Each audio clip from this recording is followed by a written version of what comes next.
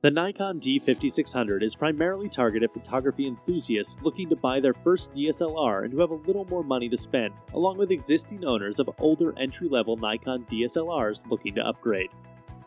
We bought the Nikon D5600 for testing on Amazon from the official sellers, and if you want to get the same experience that we did, we highly recommend that you buy from the same place. Links will be in the description. If you like this video, remember to click like and subscribe.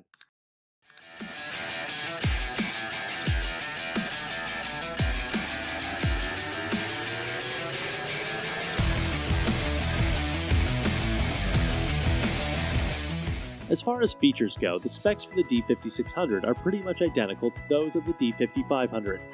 Resolution remains the same at a decent 24.2 megapixels, with the APS-C-sized CMOS sensor again shunning an optical low-pass filter in the quest to pull out even more detail from the data recorded.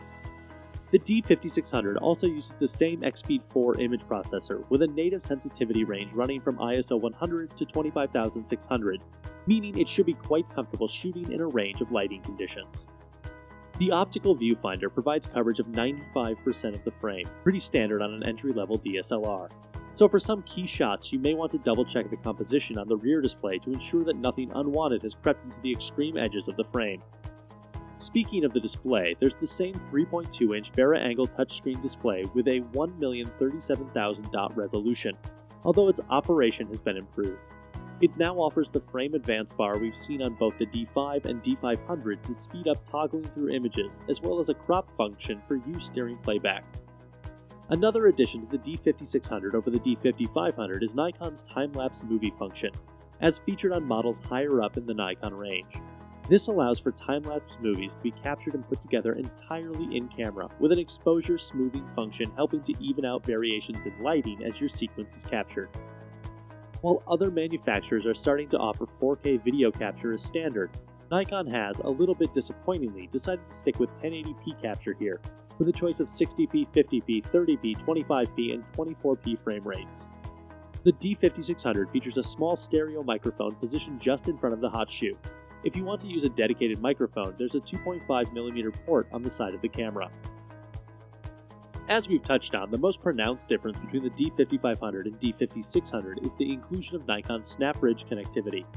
While the D5500 featured Wi-Fi and NFC for image transfer, SnapBridge creates a constant connection between the camera and your smart device, once you've downloaded the free SnapBridge app and the initial setup's been completed.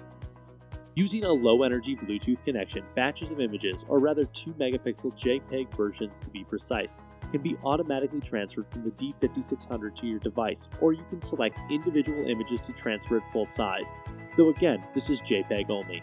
SnapBridge can also be used to transfer movies wirelessly, and for the remote capture of still images. In these cases, Wi-Fi is used rather than Bluetooth. The D5600 can be purchased body only, but will more than likely be bought with the bundled AFP DX 18-55mm f3.5 to 5.6G VR lens. There's a non-VR version as well, but for a few dollars or pounds more, it's definitely worth the extra outlay for a lens with anti-shake technology. The lens is nice and compact, as well as offering Nikon's new Silent AF and up to 4 stops of image stabilization. It's more than up to the job of getting you started and fine for general photography, although to make the most of the camera's 24-megapixel sensor, you'll want to think about investing in extra lenses down the line. The D5600 is equipped with a slightly larger than average 3.2-inch rear display. All its main rivals sport 3-inch monitors. This is of the side-hinged Vari-Angle design that allows you to position the screen at just about any angle you can think of, as well as fold it in towards the camera for added protection.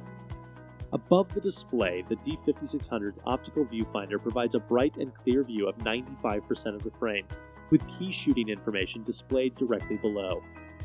Autofocus is taken care of via Nikon's Multicam 4800 DX model and employs 39 individual autofocus points, including a block of 9 cross-type autofocus points in the center. This works extremely well and is certainly a step up from the 11-point autofocus system of the cheaper D3400, delivering speedy and accurate phase detection autofocus through the viewfinder.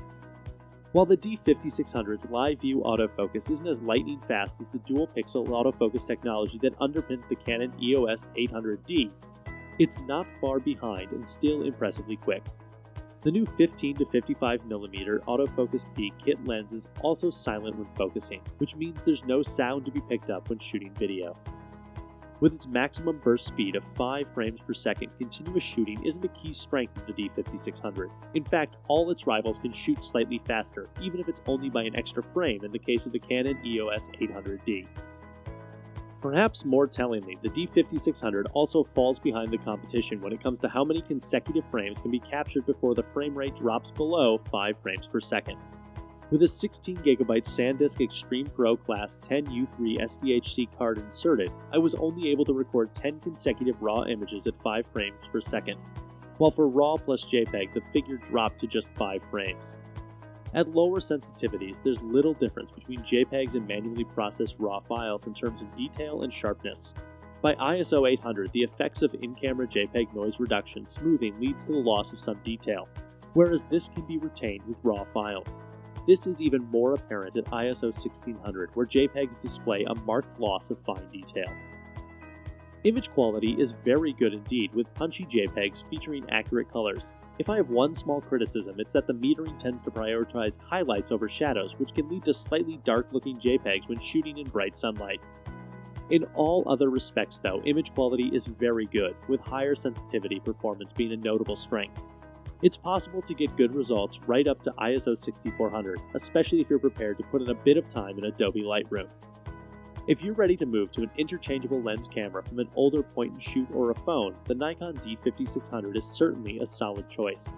It's easy to operate, and still image quality is truly excellent, at least when paired with a good lens. Videos, although limited to 1080p, are also solid. However, a better name for this camera may have been D5500S, as the vast majority of its specifications are unchanged over its predecessor. SnapBridge, new touch gestures, and time-lapse mode simply aren't enough to warrant an upgrade for current D5500 users. We will say that the D5600 makes a solid travel camera. For a DSLR body, it's small and lightweight, and when packed with smaller lenses, it's easy to carry. For a recent trip, I was able to fit the camera, the 18 to 55mm and 35mm lenses, and a few accessories including a microphone, hand grip, and small LED light inside a small camera bag, which fit inside a backpack. I didn't feel bogged down on my walking tours and loved the ability to capture both terrific photos and full HD video. We bought the Nikon D5600 for testing on Amazon from the official sellers, and if you want to get the same experience that we did, we highly recommend that you buy from the same place. Links will be in the description. If you like this video, remember to click like and subscribe.